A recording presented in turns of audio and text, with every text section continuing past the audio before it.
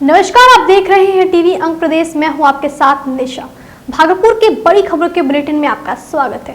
तो शुरुआत करेंगे आज के सबसे बड़ी खबर से।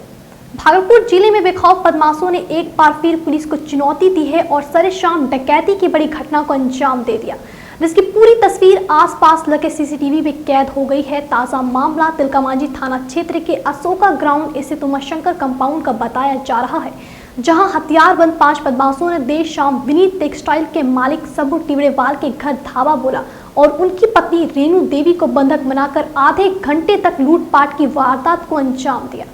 और इस दौरान बदमाश ने रेणु के हाथ पैर बांधकर मुंह पर टेप तक लगा दिया ताकि महिला शोरगुल ना मचा सके और लाखों रुपए के जेवरात लूट चंपत हो गए। मामले में पीड़िता ने बताया कि जिस वक्त बदमाश घर में घुसे उस वक्त वह और उसकी नौकरानी लक्ष्मी घर में अकेली थी। पांचों बदमाश हथियार से लैस थे और घर में प्रवेश करते ही सोना चांदी की मांग करने लगे। विरोध करने पर बदमाशों ने उनके साथ मारपीट भी की और एक के बाद एक कई कमरों को खंगाल लाखों के जेवरात पर हाथ साफ कर गए। घटना की सूचना पर सिटी एसपी स्वर्ण प्रभात के साथ सिटी एसपी पुलिस और तिलकामांझी थाना की पुलिस मौके पर पहुंची और पीड़ित महिला के साथ घर में मौजूद नौकरानी से भी घटना से संबंधित पूछताछ की। इस दौरान पुलिस ने घटना के वक्त घर में मौजूद नौकरानी लक्ष्मी को भी हिरासत में ले ली है, जिससे पुलिस पूछताछ भी कर रही है। इसको बंधक गन लगा दिया और इसमें थापड़ मार के मतलब खड़ा गेट लॉक किया पहले? नहीं, कुछ गेट खुला हुआ था? हाँ, गेट बंद था। मतलब इनके स्टेटमेंट के हिसाब से ये ऊपर हमेशा जाने से पहले कपड़ा लाती है नीचे, कपड़ा लाई नीचे और जाके गेट खोली जाने के लिए। इनका गेट कैसे खोल दिया? ये जाने के लिए खोली गई। हम दिल्ली जाते हैं घर उस टाइम वही टाइम 5:30 बजे। ये रात 5 साढ़े 5 बजे के पास वही चीज नहीं समझ आ रही है। गेट बिना नॉक खोले लोग अंदर आ गए, नहीं पता। आप जैसे गेट खोले वो लोग अंदर कहाँ से आप पर घर ना होना ना थोड़ा प्रगति हो गया था। प्रगति हो गया करीब। नाम क्या होगा? अर्चना बोलते हैं। हाँ, लक्ष्मी बोलते हैं। मेरा नाम अर्चना देवी है। पिस्टल सटा के आपको अंदर ले आया? ये गेट खोली और गेट पे से घुस गया। पांचों जन यहाँ हम उस टाइम में डेली घर जाते मेरी मम्मी को कि क्या अच्छा, फिर घुस गया। मेरा सब सामान सीलिंग पर रखा हुआ है। हम बोले कि जा। मंगलवार देर शाम तिलकामांझी थाना क्षेत्र के पटल बाबू रोड स्थित होटल के पीछे रहने वाले व्यवसायी शंभू टिवरेवाल के घर में हुए 25 लाख के गहने की डकैती मामले में 24 घंटे होने को है, लेकिन पुलिस के हाथ अब तक खाली है। सीसीटीवी फुटेज को जुटाकर सिटी एएसपी व सिटी एएसपी लगातार अपराधियों की गिरफ्तारी के लिए छानबीन कर रहे हैं, लेकिन अब तक कोई सुराग नहीं मिला है। लोगों की नजर इस घटना पर टिकी हुई है। फिलहाल सिटी एसपी स्वर्ण प्रभात ने मीडिया कर्मियों को पेशेंस रखने को कहा है। पुलिस आए थे, किस तरह का आश्वासन, क्या वो जांच कर? जांच सिटी फुटेज कैमरा वो देखने आए हैं। अभी वो मास्क लगा हुआ कैमरे में जो आ रहा है पिक्चर। अब रोड पर जो निकल के जो जाने की गतिविधि को जो है वो अपने लोग खंगाल रहे हैं। जब तक वो पिक्चर कैमरा जो नहीं आ जाए स्पष्टीकरण करना भी मुश्किल है। क्या लगता है कि पुलिस अपराधी तक पहुंच पाएंगे? नहीं, पुलिस का रोल सहयोग वाला अच्छा रहा है और अभी तक जो भी है एसपी साहब हुए, डीएसपी साहब हुए, प्रभारी महोदय हैं, तो अपने अपने कार्य में लगे हुए हैं। कल घटना की कितने देर बाद पुलिस पहुंची?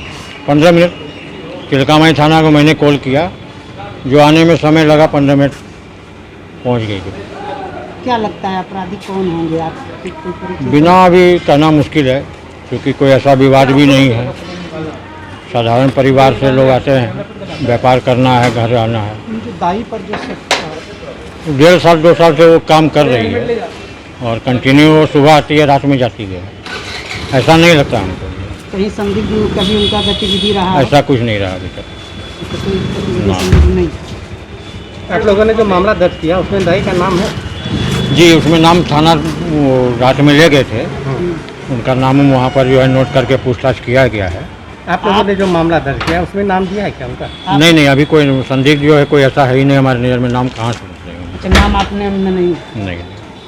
अच्छा, उनका कद जो लुटेरे थे जी, देखने से कुछ पहचान में आ रहा है? कुछ कभी देखे हो उनको? नहीं, एक हेलमेट लगा रखे हैं और बाद बाकी सब मास्क लगा रखा था। एक आदमी गमछा से ढका हुआ है।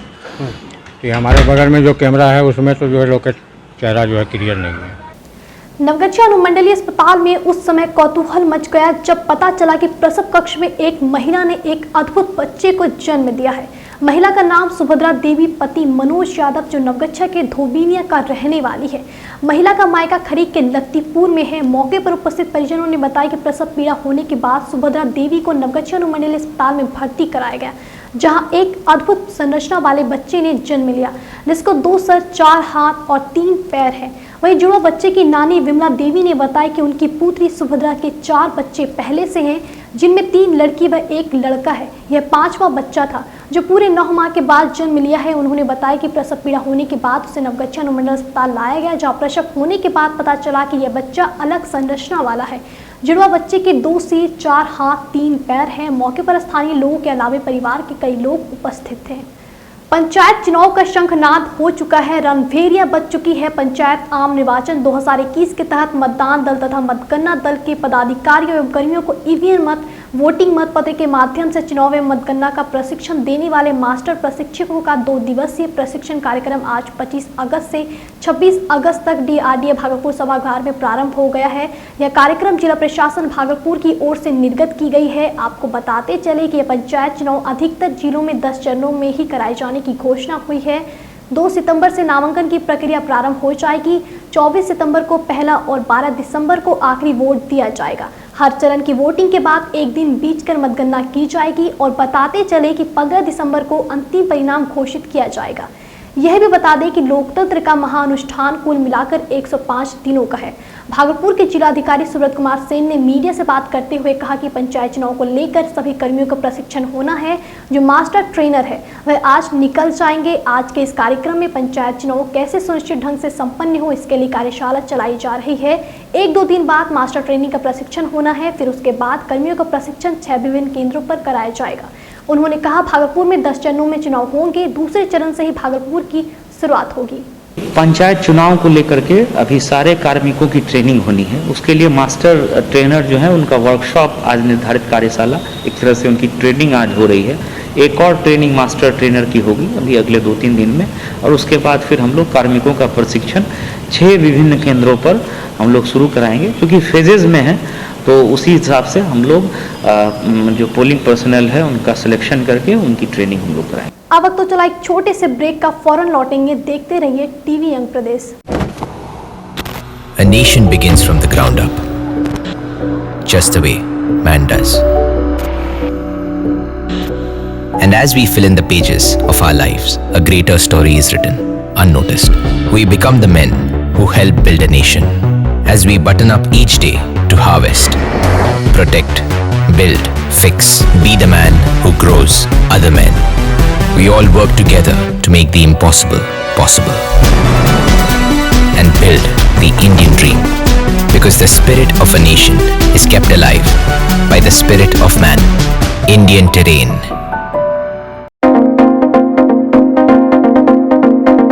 होटल स्टोन पार्क अब आपके शहर भागलपुर में खुल चुका है। बड़े शहरों जैसी अत्याधुनिक सुविधाओं से युक्त होटल स्टोन पार्क, तमाम जरूरी सुविधाएं अब आपके बजट में। AC, non AC room, conference room, 24/7 power backup, wifi जैसी सुविधाएं। भागलपुर रेलवे स्टेशन एवं प्राइवेट बस स्टैंड के नजदीक स्थित होटल स्टोन पार्क में जब आप एक बार आएंगे तो बार बार आने का दिल चाहेगा। तो हमें सेवा का एक मौका अवश्य दें। हमारा पता है होटल स्टोन पार्क, पटल बाबू रोड, सिटी मार्ट मॉल के बगल में, भागलपुर।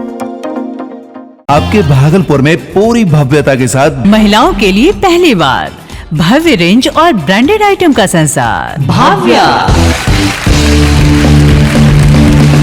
बेनवियों बेहद ही खूबसूरत sari, lehenga, salwar suit, suit piece, kurti और अंडरगारमेंट्स, ये सब कुछ होगा एक ही छत के नीचे। भाव्या यानी भाव्या के साथ भव्य रेंज की सौगात। बेनवियों Bhavya exclusive showroom, Kachahri Chowk, near petrol pump, Bhagalpur. Bhavya exclusive showroom. Break के बाद फिर से एक बार आपका स्वागत है टीवी अंग प्रदेश में। बढ़ते हैं अगली खबर की ओर। गंगा के जलस्तर में कमी आने से भागलपुर जिले के बाढ़ प्रभावित क्षेत्रों से धीरे धीरे पानी उतरने लगा है। घटते जलस्तर के बाद बाढ़ की विभीषिका का मंजर अब साफ दिखने लगा है। जिले के 14 प्रखंड के लाखों की आबादी बाढ़ से प्रभावित हुई थी। बाढ़ के पानी का प्रभावित क्षेत्रों से निकलने का सिलसिला शुरू होने के बाद प्रशासन के द्वारा संभावित महामारी से बचाव को लेकर युद्ध स्तर पर तैयारियां की जा रही है।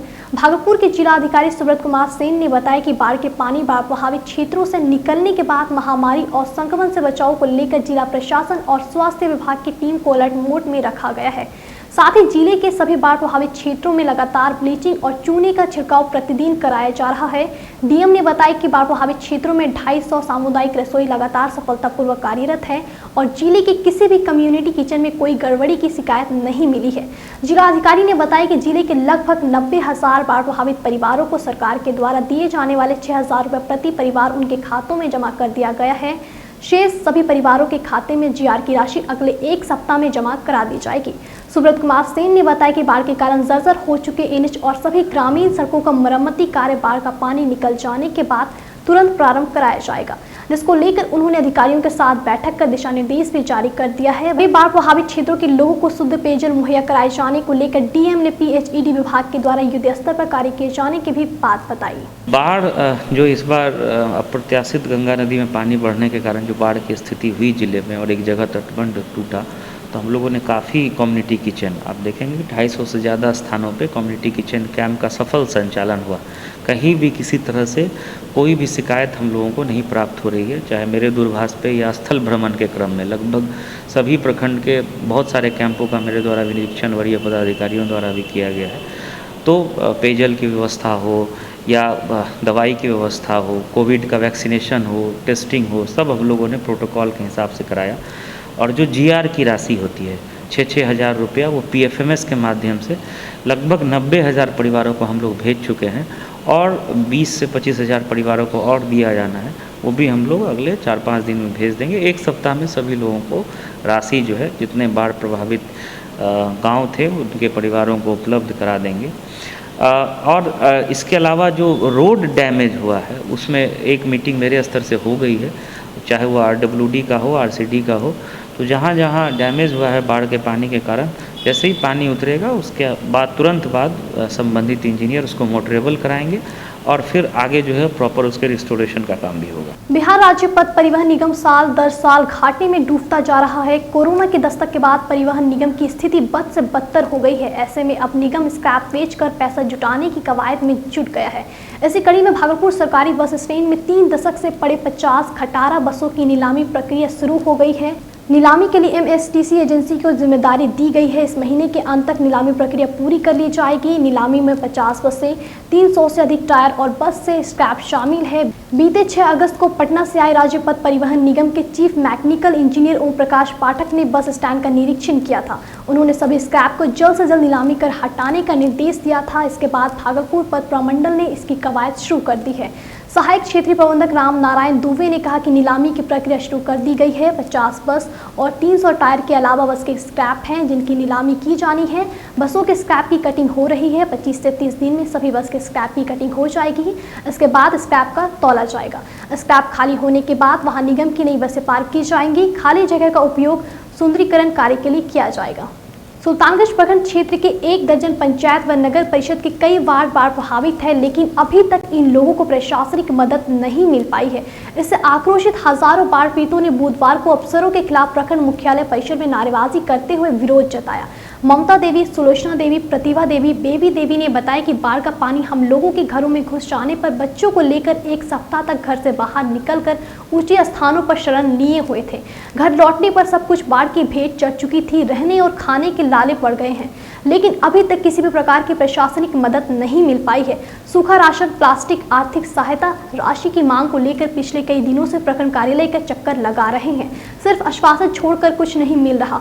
सुल्तानगंज प्रखंड में आई बाढ़ के पानी से ग्रामीण क्षेत्रों के साथ साथ नगर परिषद क्षेत्र के कई वार्डों के हजारों से अधिक आबादी प्रभावित हुई है, लेकिन आपदा के तहत पीड़ितों को मिलने वाली 6,000 की आर्थिक सहायता राशि से नगरीय क्षेत्र के बाढ़ पीड़ितों को महरूम रखे जाने की बात पर बुधवार को नगर परिषद क्षेत्र के आक्रोशित हजारों बाढ़ पीड़ित गोलबंद होकर प्रखंड कार्यालय पहुंचकर जमकर हंगामा किए और इस दौरान प्रखंड कार्यालय सभागार में अनुश्रवण समिति की चल रही बैठक को भी बाधित करने का बाढ़पीड़ितों ने प्रयत्न किया।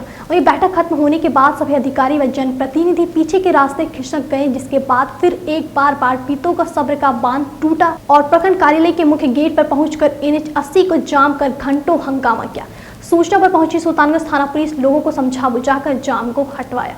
बारी से नीचा आवे छै, ऊपर से नीचा से देबे नहीं करे छै, सब मुखिया खाए पचा ले छै, कुछ नहीं छै, हमरा के कोई व्यवस्था नहीं। पानी में डूबे छै बाबू, खाए के कोई बने 1-2 महीना से। कहां से जो बाढ़ का जो हुआ ना राशन हम लोग को मुहैया करा गया, ना अभी तक कोई व्यवस्था सरकार की तरफ से आया है। परिषद के अंदर पड़ता है वार्ड नंबर 22, 23, 24, 25, 21, 22। हम लोगों को अभी तक घर में पानी घुसा हुआ है, लेकिन कोई हम लोगों को राहत अभी तक नहीं मिला। ये नगर परिषद क्षेत्र में 2021 में जो बाढ़ आए हैं, इस पर सरकार द्वारा कोई अनुदान नहीं मिला है, जबकि नगर परिषद क्षेत्र में 3 वार्ड में नाव द्वारा रिक्शू करके आदमी को ऊपर किया गया है। कि जो भी मतलब बाढ़ पीड़ित से प्रभावित हुए हैं उन सभी को 6-6 हजार रुपया दिया गया। 23 नंबर वार्ड से जो बैठक हुआ उसमें क्या वही लिया गया है कि जो मतलब पर्ची बना करके दिया जाए, लिस्ट बना करके उसको मतलब भेजा जाएगा, उसके द्वारा फिर वहाँ से जो आवेदन आएगा। आप लोगों ने लिस्ट जमा किया है या नहीं? नहीं, अभी नहीं हुआ है, अभी नहीं लिया गया है। भागलपुर के सुंदरवती महिला महाविद्यालय के प्रशाल में NSS की छात्राओं द्वारा जागरूकता शिविर का आयोजन किया गया, जिसमें कई मुद्दों पर चर्चा की गई। जागरूकता शिविर के दौरान गीत संगीत और वाद विवाद प्रतियोगिता का भी आयोजन किया गया। इस दौरान छात्रों को रक्तदान करने से होने वाले फायदे की विस्तार पूर्वक जानकारी दी गई। इसके बाद एड्स से बचाव को लेकर छात्राओं को जागरूक किया गया। फिर वैश्विक महामारी कोरोना वायरस के संक्रमण से बचाव को लेकर और कोरोना की तीसरी लहर से बचाव को लेकर किस तरह की सावधानियां बरतनी है, उस पर चर्चा की गई। साथ ही छात्राओं को कोविड प्रोटोकॉल को पालन करने की भी बात कही गई। परिचर्चा के दौरान भागलपुर जिले में बाढ़ प्रभावित लोगों की परेशानियों को देखते हुए उन्हें हर संभव मदद पहुँचाए जाने की भी बात कही गई। जागरूकता शिविर के दौरान कॉलेज के कई शिक्षक और बड़ी संख्या में छात्राएं मौजूद थे। आज के लिए बस इतना ही। मुझे दीजिए इजाज़त और हमसे जुड़े रहने के लिए हमारे चैनल को सब्सक्राइब कर लें और कमेंट कर अपनी राय हमसे ज़रूर शेयर करें। तो फिर होगी आपसे मुलाकात, तब तक के लिए नमस्कार।